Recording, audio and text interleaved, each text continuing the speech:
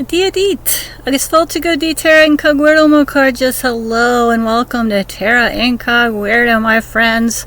Long time no see. Spring has got Aunt Angie tied to yard work. And as you can see, Biscuit over there in the corner basking in the sun. So I thought I'd do a little basking in the sun today with Biscuit. And I'm going to talk to you today about my thoughts, my psychic take on Purple Mommy. Now, exactly who is Purple Mommy? Well, you all know Purple Mommy is my channel moderator. We all love Purple Mommy, but where did Purple Mommy get her name? Well, Purple Mommy took her name from a story that showed up on Reddit originally, but was told on the Belief Hole in, let me see, I got it written down here, expansion episode 4.8, Dark Reality of Imaginary Friends, True Stories of Creepy Kids. So that's where I first heard the story of Purple Mommy, and I'm pretty sure that that's where my moderator, Purple Mommy, picked up her name from. And so the other night on the Belief Hole premiere of Listener Stories, number 30, amazing. Some of us in the chat were indeed chatting about Purple Mommy, and Chris, one of the Belief Hole brothers, kind of got the ball rolling by telling us that they were thinking about making a Purple Mommy plushie. Now look, I don't know if he means it, but everybody was very excited by the thought of a Purple Mommy plushie, and that got us all rolling on the topic of Purple Mommy. And Chris said something about he was going to email the guy who is the where the Purple Mommy story comes from, a guy named Jordan. From my research, the father's name who told the story about Purple Mommy was Jordan. So Chris was saying he was going to have to get in touch with Jordan and let him know what an amazing over-the-top trope Purple Mommy had become within the Belief Hole community, because it really is. And Purple Mommy herself is very, very beloved on Belief Hole. But I just threw out there in the chat that I have my own theory about Purple Mommy, which kind of came to me after I first heard the story, the full story, listening to that Belief Hole expansion episode again, 4.8, Dark Reality of Imaginary Friends and True Story of Creepy Kids. So after I listened to that, I had this download of, I kind of saw Purple Mommy's story. So you guys, I'm doing this specifically for Incognito subscriber number 88, Unknown Uptown Residents. Hello, Unknown Uptown Residents. I met you on the Belief Hole chat the other night, and this particular Belief Holian or Beliefling or Holio, depending on how crass you are or aren't, wanted to know the full story of where I thought Purple Mommy came from. And I said, in the chat, I was like, it's just too long. It's like I can't I can't put it in the chat. So I just did up some notes on it, and it took me over an hour just to put my notes together. So for both you, Unknown Uptown Resident, and my beloved Purple Mommy, and all of you Belief Holios out there, Belieflings, again, depending on how crass you are and what you want to call yourself, and for all of you who are interested in the Purple Mommy story, I'm going to give it to you here, and I'm going to talk to you about the download of information I got after I heard the Purple Mommy story. Okay, so my research, besides the Belief Hole episode. They also have a short on it, and there is another short from the channel Real Hauntings podcast, which actually has the voice of Jordan, who is the father of the son, the little boy who tells the story about Purple Mommy. So there's that, and I'm going to put all this down in the description for you, link it so you can check out the whole story yourself. So then there's the Belief Hole full episode story within. I believe that shows up in that expansion episode at timestamp 17.15. And also there is another short from Insanity World Tour that indicates that this original story was posted as in response to a Reddit call out for stories, and the username of the person who submitted the story was Professor Dog. So we are to assume from all of this information that Professor Dog is Jordan, and Jordan is the father of the young boy who saw Purple Mommy. Okay, now here is the text of Professor Dog's Reddit post. When my son was first learning to talk, he would tell us about something called Purple Mommy. It could be an imaginary friend, but these details are a little bit creepy. Purple Mommy is all purple with long hair and bright all-white eyes. At the time, my son often mixed up purple with black, so he could have meant she was all black. He said Purple Mommy picks him up at night and turns off the lights. We would often find my son out of his crib in the morning at a time when he was barely walking. We found the lights in his rooms off a few times too, even though he is terrified of the dark. He said that Purple Mommy needs a bandage because she has blood everywhere. Ugh. She also has no smile, meaning she has no mouth. Yikes. Purple Mommy can take her head off.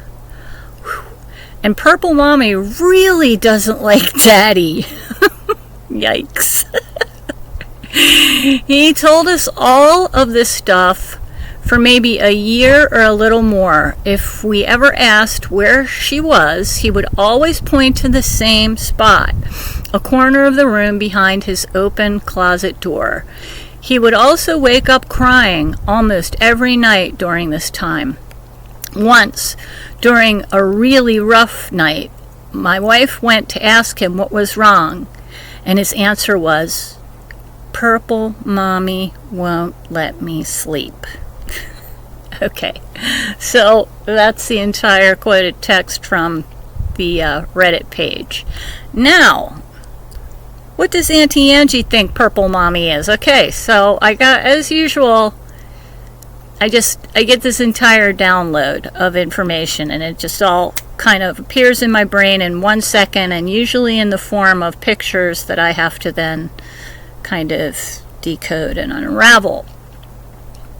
So what I got when I honed in on Purple Mommy.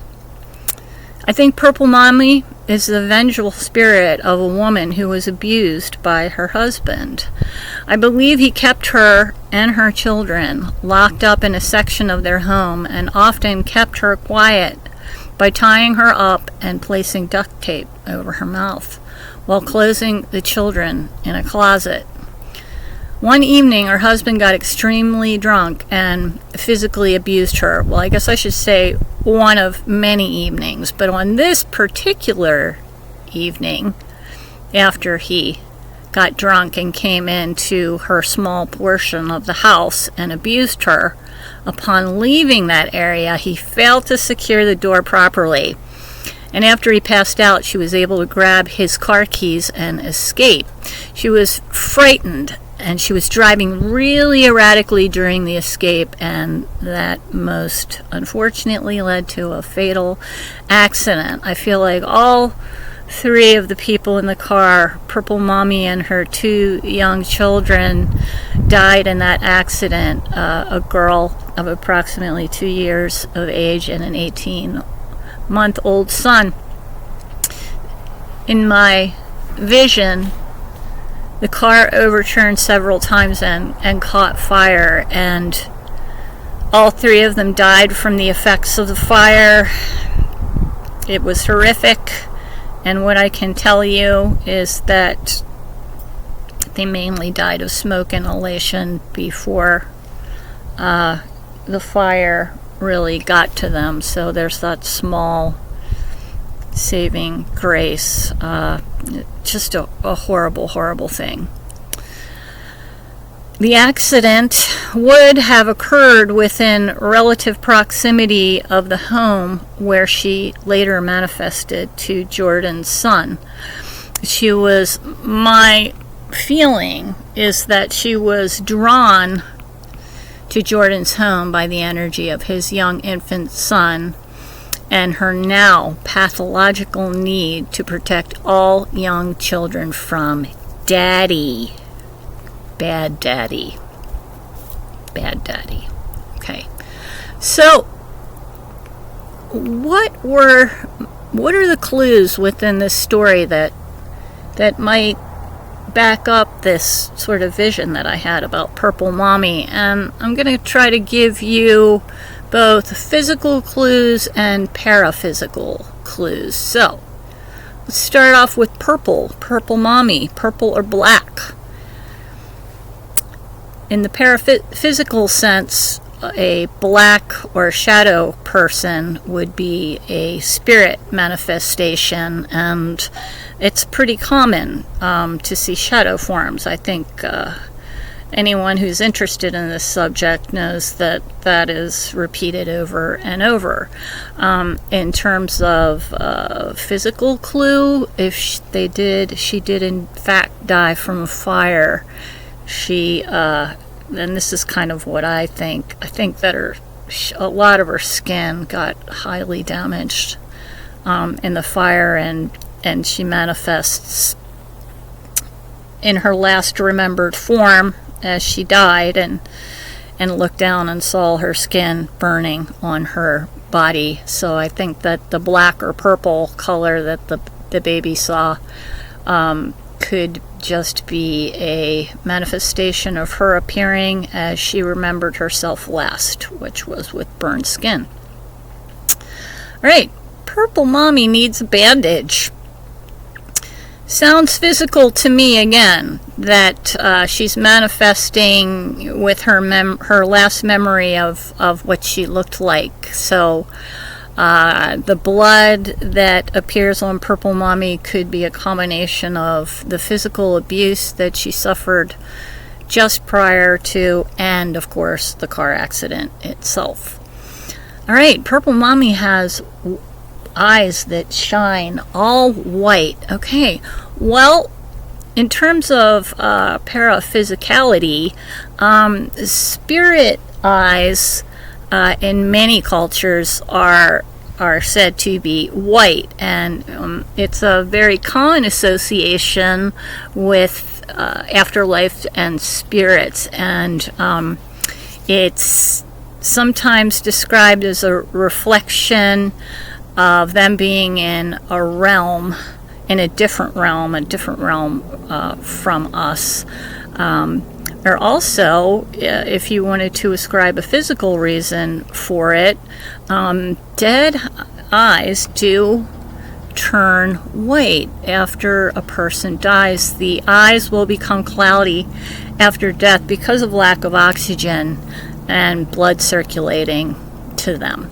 So there could be both a paraphysical and a physical reason for her appearing with all white eyes. Okay, so Purple Mommy has no smile. Well, I don't think I would have a smile if what I saw really happened. Purple Mommy's she ain't smiling. So a paraphysical reason, again, this would be another common manifestation of ghosts, that they often appear without parts of their face, or without a mouth, or with no face at all.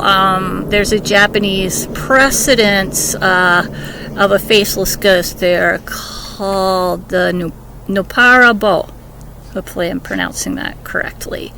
And also, a ghost with no mouth, at least in my mind, would indicate a spirit that felt that they absolutely had no way to communicate their story, that they were being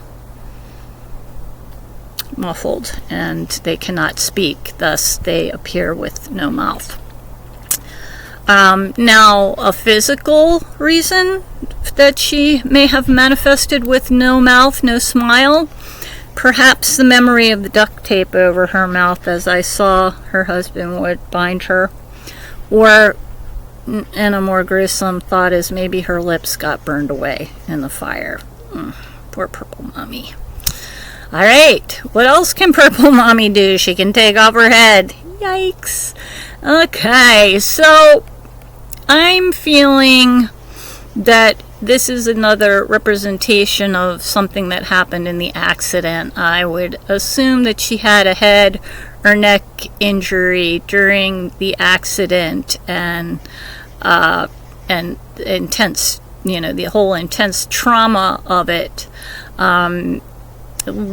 leads to her in the spirit realm, taking her head off. Maybe her neck was severed in the accident.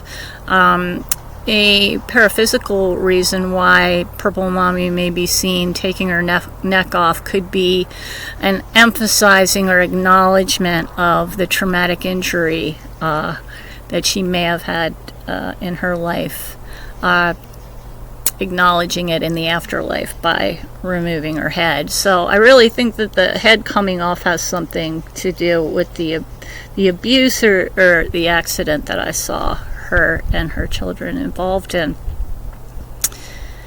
Purple Mommy does not like Daddy. Well, I think given the story that I've told you, it's pretty obvious why Purple Mommy would not like Daddy.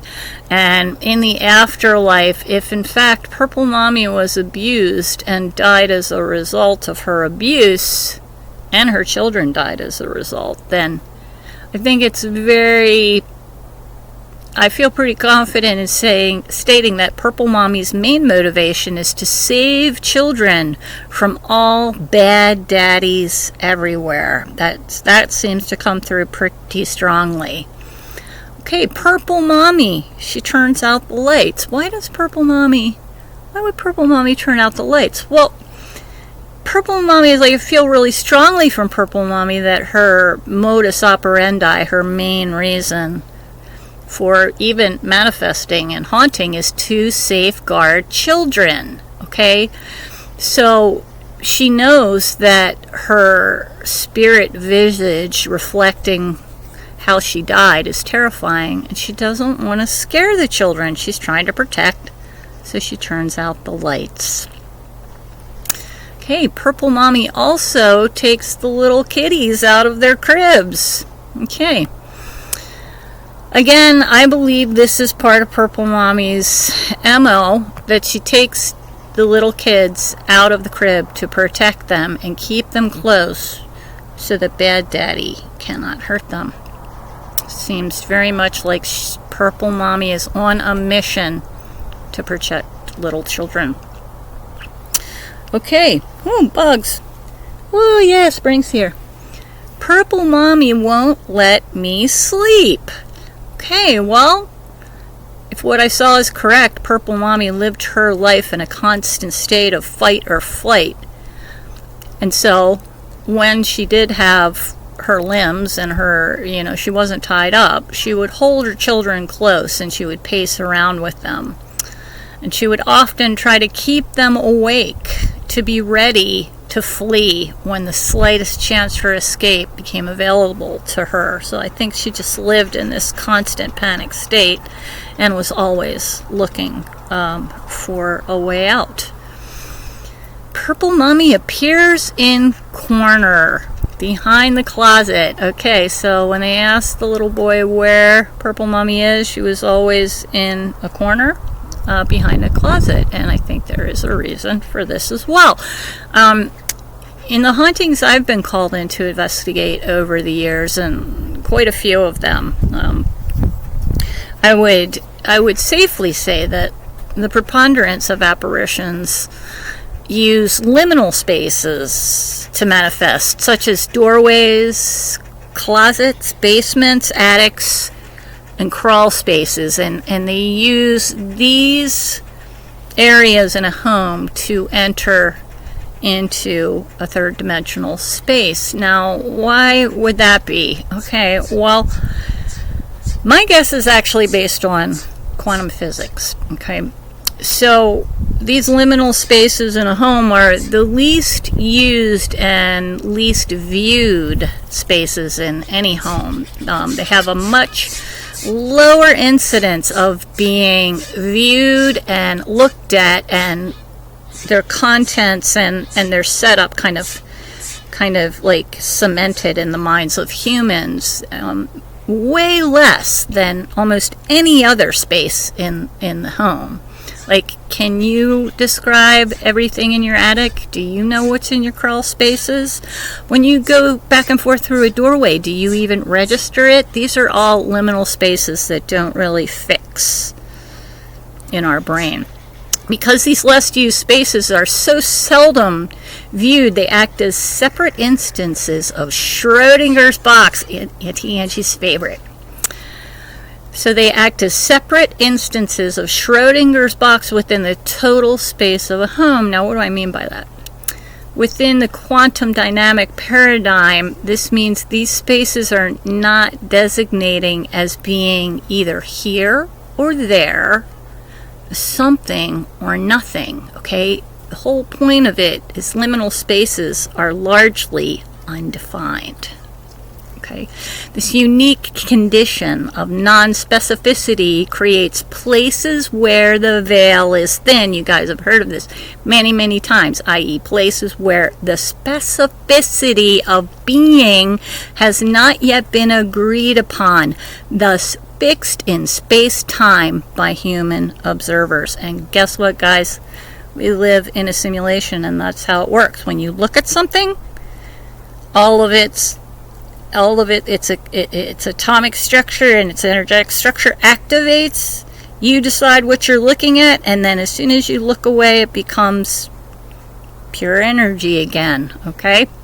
So accordingly, energy in any form or vibratory rate has a much easier time manifesting in these liminal, up for grabs places within the simulation. Easy peasy, right? So if you get what I mean, the thin places in the energetic construct are the places that we as humans don't see, don't look at. Thus, they exist inside of Schrodinger's box and are at once alive and dead, something and nothing. They are what they are is completely up for grabs until we as humans and avatars make up our minds what this means to our reality. We live in a reflective medium, people, okay? So that's the long and the short of what I think Purple Mommy is. I think she is a spirit that died horribly trying to defend herself and her babies from her husband, and thus when she manifested to the small boy, it was in a completely protective way and trying to keep him safe from the trauma that she experienced when she was alive, okay? So if you should run into Purple Mommy, please be kind to her. Ask her if she's ready to try again for another life, one where she and her babies will be loved, honored, and protected by their daddy. If she indicates she would like this, then please do whatever it is you do to connect with the divine source of love and compassion, and ask her personal guardians to come and escort her to the light so that she can be reunited with her children and healed at last. If she indicates she's not ready to move on, then please, again, be kind to her and let her know that the children in your home are safe and loved. And tell her gently that in your home, Daddy is not the enemy, and all rest safe here. Okay, so in the end, the last thing I would like to say before bye-bye and thank you for being here is prayers for Purple Mommy. May she find peace. Indeed. All right. So I hope everyone enjoyed my take, 100% my take on what Purple Mommy is and might be. Unknown uptown resident, I think maybe you understand now why I was extremely hesitant resident to try to type this out during a live chat. Like hell, I think I'd probably just be wrapping up just about now. Okay, so that's all for today. Prayers for love and rest for Purple Mommy.